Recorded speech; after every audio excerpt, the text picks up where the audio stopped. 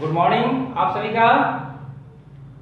बच्चे, पिछला क्लास में हम लोग 3.3 ब्रजगुणन विधि से समीकरण पढ़ा था और आज मैं एक्सरसाइज 3.4 में कुछ फार्मूला है जिसको मैं बता रहा हूं। इसके बाद क्वेश्चन आंसर बताएंगे। जैसा कि कहता है कि रैखिक समीकरण यानी दो चर वाला रैखिक समीकरण के निकाय जो है a1x plus b1y plus c1 a1x plus b1y plus c1 बराबर 0 तथा a2x plus b2y plus c2 बराबर 0 हो, जहां a1 b1 a2 b2 बराबर नॉट इक्वल 0 हो। तो इसे हल करने के तीन शर्त होते हैं कि हम जानते हैं कि दो चर वाले रैखिक समीकरण का व्यापक रूप इस प्रकार होता है और जब इस तरह से रहेगा तो इसको हम लोग इसके हल करने का तीन शर्त होते हैं। पहला मैंने बताया कि जब a1 बटा a2 यदि a1 बटा a2 बराबर इज नॉट इक्वल b1 बटा b2 हो। कहने का मतलब है कि a1 और बटा a2 जो है b1 बटा b2 के बराबर नहीं हो, तो इसका जो हल है वो एक हल होगा, अद्वितीय हल होगा। इसको हम लोग अद्वितीय हल भी बोल सकते हैं या एक हल भी कह सकते हैं। और जब अद्वितीय हल होता है, जिस समीकरण का एक हल होता है वो संगत समीकरण होता है, अविरोधी समीकरण होता है। ठीक है। और इसकी जो रेखाएं हैं आपस में प्रतिच्छेदी होती है। क्या होती है? प्रतिच्छेदी होती है। तो ये पहला शर्त ये रहा, क्या रहा कि a1 बटा a2 बराबर इज नॉट इक्वल b1 बटा b2। जब इस तरह से रहेगा तो इसका हल क्या होगा? तो एक हल होगा, अद्वितीय हल होगा। ये पहला शर्त है। ये समीकरण संगत समीकरण होगा, अविरोधी समीकरण होगा, इसकी रेखाएं प्रतिच्छेदी होगी। दूसरा है a1 बटा a2 बराबर b1 बटा b2 बराबर इज नॉट इक्वल c1 बटा c2। कहने का मतलब a1 बटा a2 जो है b1 बटा b2 के बराबर रहेगा, लेकिन b1 बटा b2 जो है c1 बटा c2 के बराबर नहीं रहेगा। तो ऐसे समीकरण इसका जो है कोई हल नहीं होगा, मतलब हल संभव नहीं है। हल संभव नहीं होगा, यह संगत होगा, ये विरोधी समीकरण होगा। कैसा समीकरण होगा? विरोधी समीकरण होगा। और इसकी रेखाएं जो है रेखाएं आपस में क्या होगी? आपस में समांतर होगी। रेखाएं आपस में क्या होगी? पैरेलल होगी, समांतर होगी। और तीसरा है a1 बटा a2 बराबर b1 बटा b2 बराबर c1 बटा c2। मतलब तीनों इक्वल रहेगा। a1 बटा a2 जो है b1 बटा b2 के बराबर रहेगा और b1 बटा b2 जो है c1 बटा c2 के बराबर रहेगा। तो इसका अनेक हल होगा, अनंत हल होगा और ये संगत होगा, ये आश्रित समीकरण होगा, आश्रित होंगे, इसका युग्म आश्रित होगा। और इसकी रेखाएं जो है आपस में क्या होगी? तो समपाती होगी। रेखाएं आपस में समपाती होगी, समान अनुपात में डिवाइड करेगा। तो इस तरह से तीन शर्त हैं। 3.4 को बनाने के लिए तीन शर्त अगर हम लोग याद रखते हैं तो जितना भी क्वेश्चन है इसका आंसर मिल जाएगा, बन जाएगा। पहला क्या याद रखना है कि a1 बटा a2 बराबर इज नॉट इक्वल b1 बटा b2, अद्वितीय हल होगा। दूसरा a1 बटा a2 बराबर b1 बटा b2 बराबर इज नॉट इक्वल c1 बटा c2 का कोई हल नहीं होगा। तीसरा जो है a1 बटा a2 बराबर b1 बटा b2 बराबर c1 बटा c2 का अनेक हल होगा। और जिसका अद्वितीय हल होगा वो संगत होगा, विरोधी समीकरण होगा, रेखाएं प्रतिच्छेदी होगी, कोई हल नहीं होगा। वो क्या होगा? असंगत होगा, विरोधी होगा, अनेक हल पे संगत होगा, आश्रित होगा। इसकी रेखाएं समांतर होगी, इसकी समपाती होगी। इस तरह से हम लोग इसके आधार पे कुछ क्वेश्चन बनाएंगे। तो मैं उदाहरण देता हूं और इसके बाद जो इस टाइप का जो क्वेश्चन रहेगा उसको आप लोग बनाएंगे। जैसे 3.4 में देखिए क्वेश्चन क्या करता है। ये जो तीन को मैंने जो शर्त बताया इसको याद रखना है और याद रहेगा तो पूरा चैप्टर मैं विश्वास करता हूं कि बन जाएगा। देखिए पहला क्वेश्चन 3.4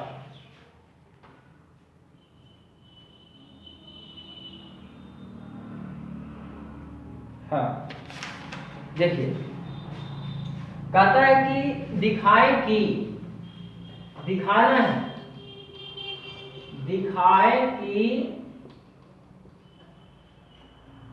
निम्नलिखित समीकरण में, निम्नलिखित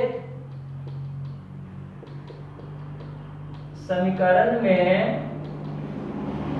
क्या है, निम्नलिखित समीकरण के हल अद्वितीय हैं। हल क्या है, अद्वितीय है, अद्वितीय है, अद्वितीय है।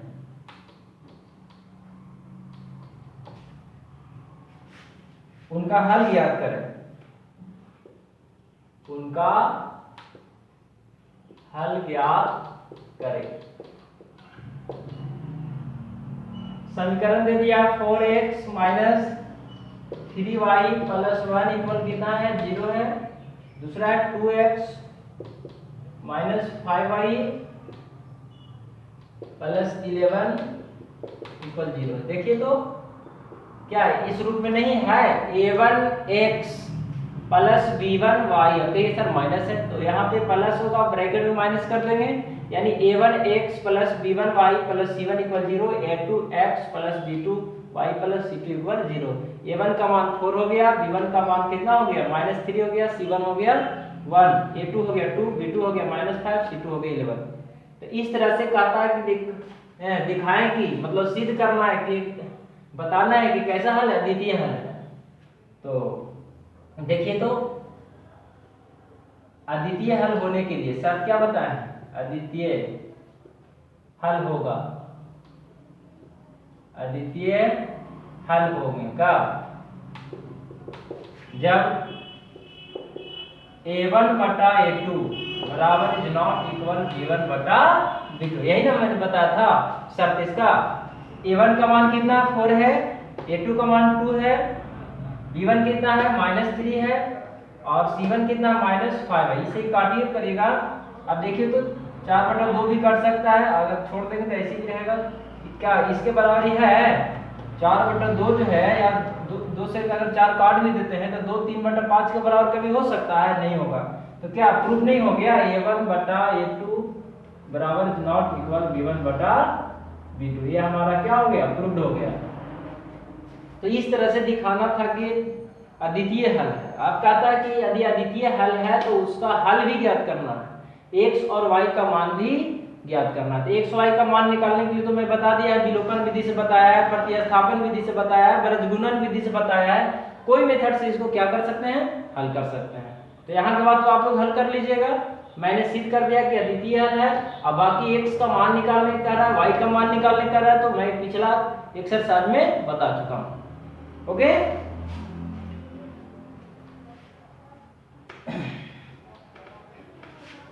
अब देखिए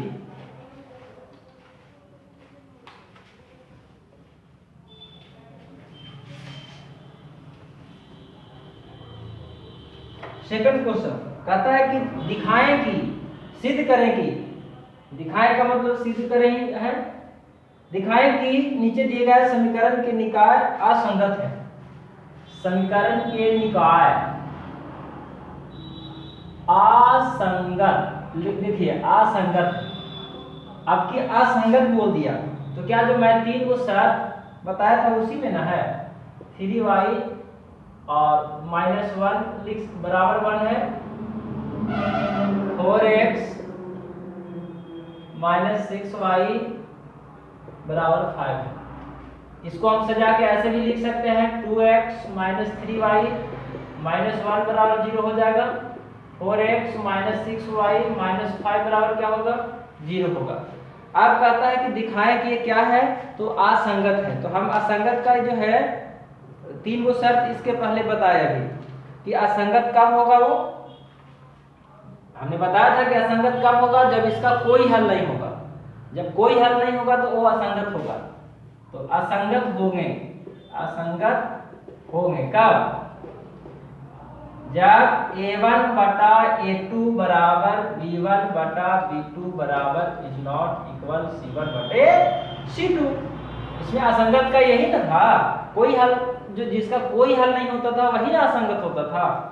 तो a1 का मान कितना है 2 है, a2 का मान कितना है 4 है, b1 का मान -3 है, b2 -6 है। और देखिए तो -1 और माइनस कितना 5 है। ए से कट गया, 2 एकम 2, 2 दूनी 4, 3 एकम 3, 3 दूनी 6, इसे कट गया। देखिए तो 1/2 बराबर 1/2 बराबर 1/5 आ गया। है बराबर नहीं है, दो को बराबर है लेकिन तीसरा बराबर नहीं है। यानी a1 बटा a2 बराबर b1 बटा b2 बराबर इज नॉट इक्वल c1 बटा c2। यही हमारा प्रूव हो गया। ये रहा असंगत। तो इस तरह से जैसे क्वेश्चन पूछ दे, आश्रित भी दे सकता है, संगत भी दे सकता है, विरोधी भी दे सकता है, प्रतिच्छेदी भी दे सकता है, समांतर दे सकता है, समपाती दे सकता है, अद्वितीय हल होगा, कोई हल नहीं होगा, अनेक हल होगा, किसी भी तरह से क्वेश्चन पूछ देगा तो हम लोग बना लेंगे। तो ये दूसरा क्वेश्चन मैंने बताया। अब इसके बाद देखिए इसमें तीसरा क्वेश्चन जो कहता है सिद्ध करें कि तीनों शर्त के आधार पर एक को मैं क्वेश्चन बता दे रहा हूं और फर्स्ट सेकंड थर्ड में तीनों में वही दिया है। तीसरा कहता है दिखाएं कि समीकरण के निकाय क्या है कि अनंत हल है। अनंत हल है तो अनंत कब होगा? अनंत बताए थे कि जब a1 बटा a2 बराबर b1 बटा b2 बराबर c1 बटा c2 हो, तो उसी को तब कहते हैं कि अनंत हल होता है।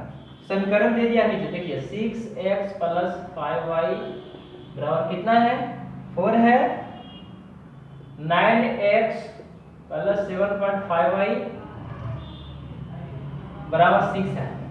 यदि आप a1 b1 c1 लेते हैं तो RHS में तो यहाँ पे माइनस में लेना होगा, और नहीं तो अगर इधर लाइएगा तो भी प्लस वाला माइनस हो सकता है। इसको सजा कर भी हम लिख सकते हैं 6x प्लस 5y माइनस 4 बराबर 0, 9x प्लस 7.5y माइनस 6 बराबर 0। अब ये कहता है अनंत हल हो, तो अनंत हल कब होता है? देखिए तो अनंत हल होने के लिए हमने बताया कि a1 बटा a2 बराबर b1 बटा b2 बराबर c1 बटा c2। सबको बराबर करें तो 6 बटा 9 बराबर 5 बटे 7.5 बराबर -4 बटा -6। ऐसे भी बना सकते हैं। पॉइंट कटेंगे 0 बैठ जाएगा, 3 दूना 6, 3 तिया 9, 25 दूनी 50, 25 तिया 75, 2 दूनी 4, 2 तिया 6। देखिए तो 2 बटा 3 बराबर 2 बटा 3 बराबर 2 बटा 3 क्या है? जब तीनों बराबर नहीं हुआ हो गया, यानी इस पर आ गया a1 बटा a2 बराबर b1 बटा b2 बराबर c1 बटा c2। ये हमारा प्रूफ हो गया। अनंत हल का यही शर्त होता है ना। तो इस तरह से हमने तीनों पर एक क्वेश्चन क्या किया बता दिया। अब जो है अति लघुत्तरीय प्रश्न फर्स्ट सेकंड और थर्ड तीनों क्लियर हो गया। अब लघुत्तरीय प्रश्न में चलते हैं। तो इसको जो बताए इसको गहराई से समझना है, और जो मैंने जो शर्त बताया है, 3 को शर्त बताया है, वो तीनों शर्त को याद रखना है। देखिए चलिए चौथा में लघुत्तरीय प्रश्न है। कहता है t के किस मान के लिए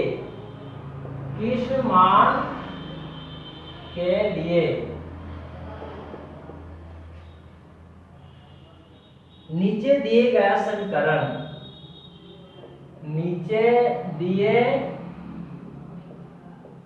गए समीकरण की निकाय क्या है? 4x plus py plus 8 equal 0 तथा 2x plus 2y plus 2 equal 0 के एक में हल अद्वितीय है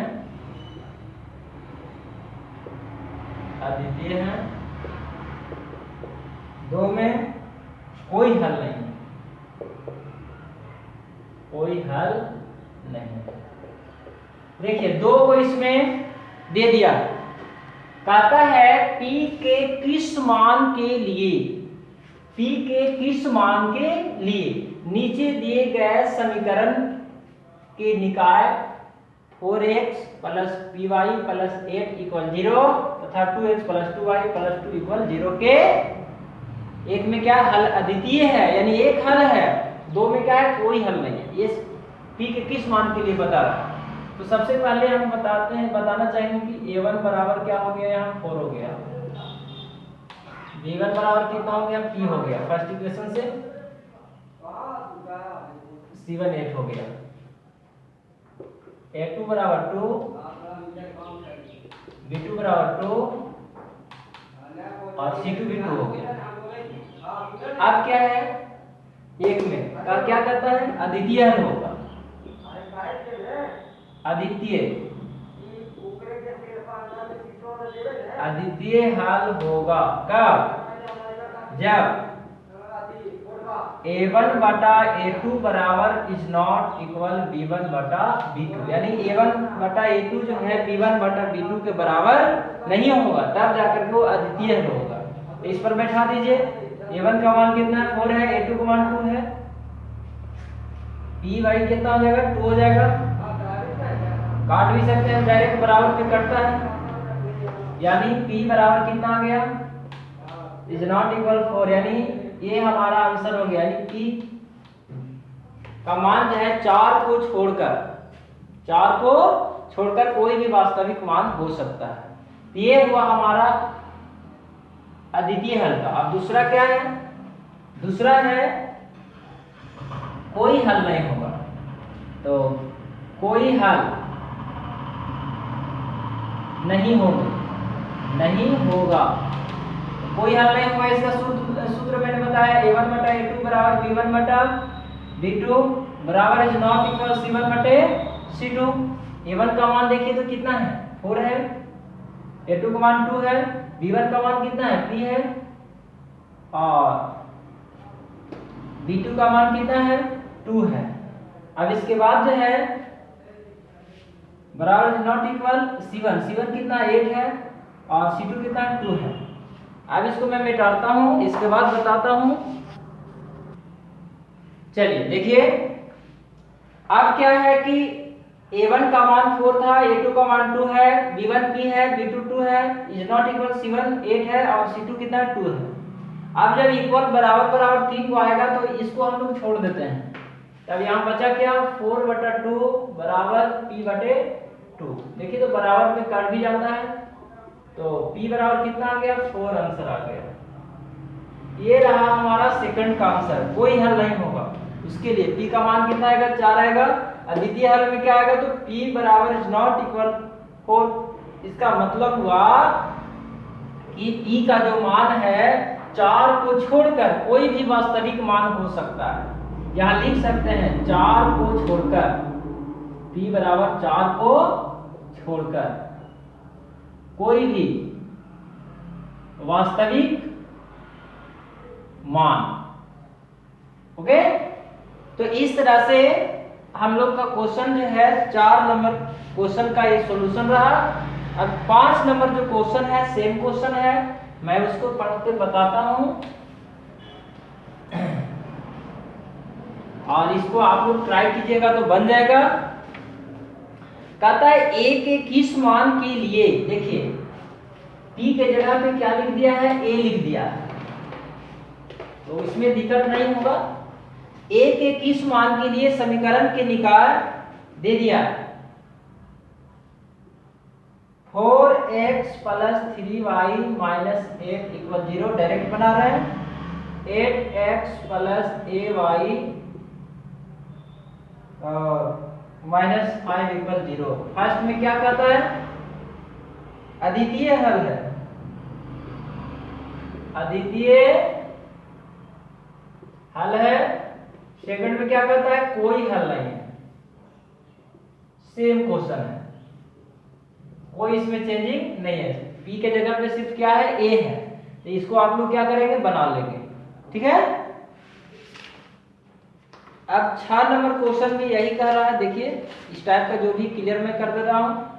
6 नंबर क्वेश्चन कहता है के किस मान के लिए, इसमें के किस मान के लिए कह दिया, किस मान के लिए, के किस मान के लिए समीकरण के युग्म, के किस मान के लिए समीकरण के युग्म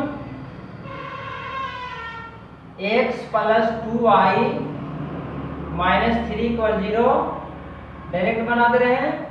5x प्लस ky प्लस 7 बराबर 0। फर्स्ट में क्या है, हल अद्वितीय है, हल अद्वितीय है। सेकंड में कोई हल नहीं है। देखिए तो इस तरह से 5 और 6 में कोई अंतर नहीं था। इसमें एक के किस मान के लिए कह रहा था, एक के किस मान के लिए समीकरण के निकाय का जो हल है अद्वितीय है और कोई हल नहीं। इसमें के किस मान के लिए युग्म x plus 2y minus 3 = 0, 5x plus ky plus 7 = 0 का हल अद्वितीय है, कोई हल नहीं है। अद्वितीय हल का सूत्र लगा देंगे a1/a2 बराबर इज नॉट इक्वल b1/b2। इसमें लगा देंगे a1/a2 बराबर b1/b2 बराबर इज नॉट इक्वल c1/c2। तो आज जो जितना भी इस टाइप का जो क्वेश्चन था मैं बता दिया हूं, 1 से लेकर के 6 तक आप लोग कंप्लीट करेंगे। और इस वीडियो को शुरू से लास्ट तक जरूर देखें, कॉपी में नोट बनाइए, नोट कीजिए, ताकि कभी भी परेशानी हो तो कॉपी पलट करके देख करके समझ लें।